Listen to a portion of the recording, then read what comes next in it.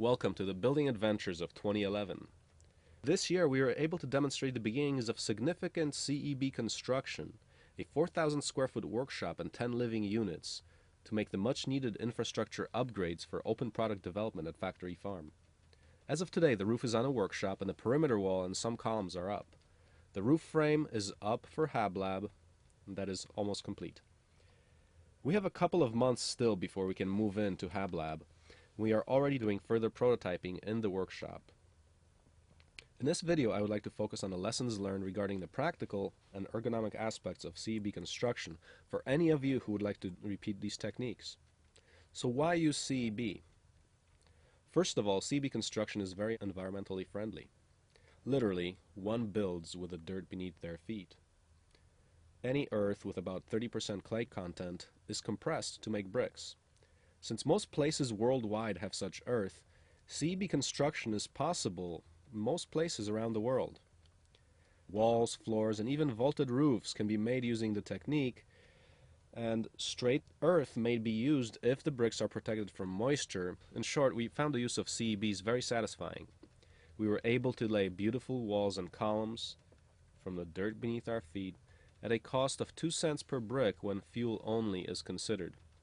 This doesn't consider labor, under the assumption of DIY construction, and this cost also does not include equipment, but with the lifetime design equipment that we're developing, we are confident that this will be negligible, as we will document fully in due course. What are our main learnings from these construction adventures?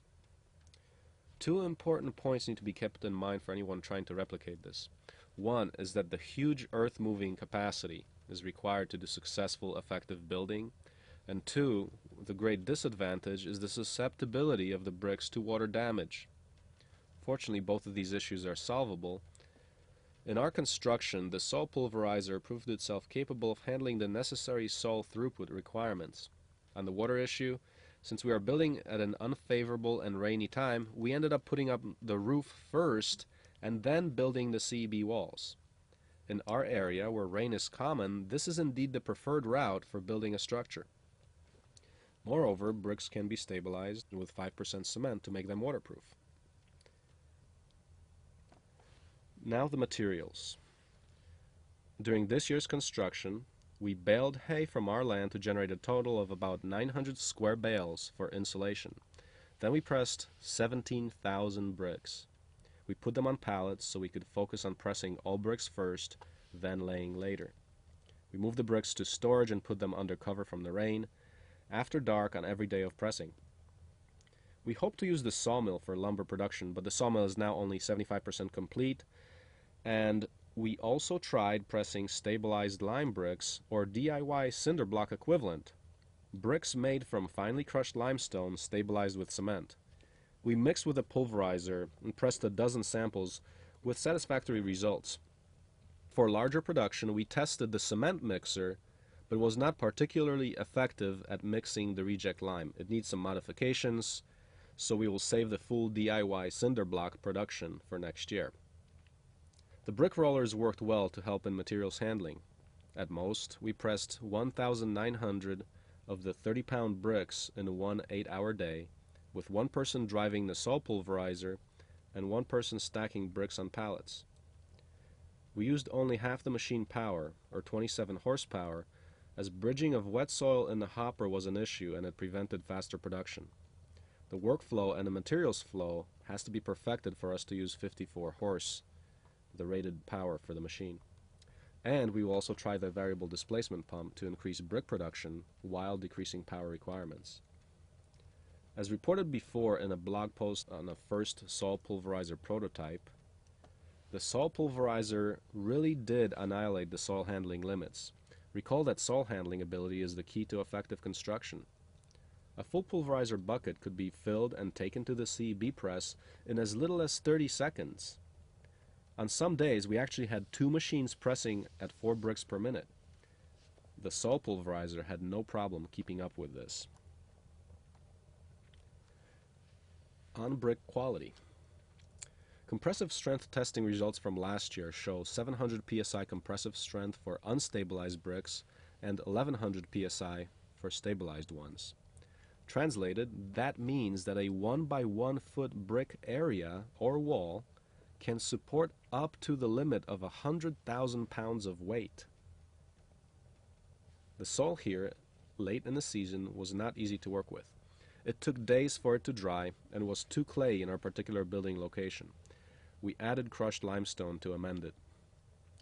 Starting in full production in mid-October, we could press bricks only about half the time until December, when we finished because the soil simply never dried up enough to press good bricks. Good bricks come about when you could see dust in the soil that you're working with. Otherwise, they are too pliable after pressed, and they can be bent and deformed easily due to the water content. We had one batch of bricks that had so much water in it that after a frost, a bunch of bricks simply disintegrated because of internal freezing. Here are the main points in our construction technique. First, when pressing bricks, there's always some variation in the height. The two sides of the chamber are fixed, 6 by 12, but depending on the cloudiness, moisture content, and exact composition of the soil, the bricks will compact to a slightly different height, typically 5 to 6 inches. Accommodating this height difference would require soil slurry to correct the unevenness. This requires lots of material and work. To address this, the bricks are laid on a side where the height of each brick is exactly 6 inches. We use the Dutch bond bricklaying pattern. There are lengthwise bricks in this pattern with a tying brick in the middle. This allowed us to use imperfect bricks by placing any imperfect or chipped sides on the inside not visible from the outside. Then we could put electrical wiring inside the double layer, which is quite convenient. We cross-tie the wall with a 12-inch brick length. For the workshop, the wall is 12 inches wide and uninsulated. For HabLab, we plan on using a 2-foot wide wall, same Dutch bond pattern, but with 12 inches of straw bale insulation in the middle and cross ties made of plywood. We will use straw bale insulation also in a HabLab roof. The insulation detail for the foundation features horizontal insulation underground 4 feet out from the house. This is an effective but rarely used technique.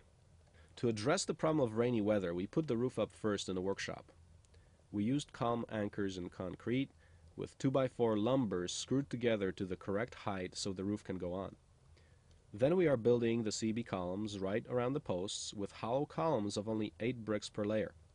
We will leave the post in place after the columns are up. Regardless of weather right now, we can build under the roof to complete the structure. The stem wall of CB is already up in the workshop, and we are just getting the roof up on the HabLab. One amazing feature of CB construction is that the mortar for the bricks can be plain water, and that this actually works very well. When a brick surface is wetted, it dissolves the superficial clay layer, so when 2 bricks are wetted, they bond to each other. We started out thinking that large amounts of soil slurry, or soil mixed well with a lot of water, would be necessary to do the construction, as the slurry would also help even out courses if they were not straight, like a regular brick mason uses varying amounts of mortar to make sure their courses are level. After we recruited a local CEB builder, yes, we have one of the few in the country about 25 miles from us, we found that using mortar is unnecessary. Since the bricks are uniform in height to within maybe 1/32 of an inch, plain water is sufficient to bond bricks, and the courses do not go out of level. We learned a second amazing point, that the above technique works even in sub-zero weather. We simply used RV antifreeze in sufficient quantities to prevent the water from freezing, and the bricks could still bond to one another. For those of you in Alaska or Siberia, there is hope. So in summary, these are only the initial, though positive results, and the housing is yet to be completed. We will document the critical techniques in depth once we have more of the HabLab built. We look forward to refining these techniques in the construction of a 400 square foot demo house, showcasing all these methods, as in next year's Build Naturally workshop. We will use 100% open source equipment by then, including the bulldozer, cement mixer, well drilling rig, and backhoe. CB straw, lumber, DIY cinder block, super insulation, and CB floors will be part of the demo structure, not to mention the gasifier burner and renewable energy via solar concentrator and pelletized biomass. For right now, the CB press, pulverizer, power unit are in good shape, and we are just shaking down the tractor seriously, and we look forward to a robust solution after extensive testing starting in January. So get involved in this and help us bring these options to the rest of the world. Thanks a lot.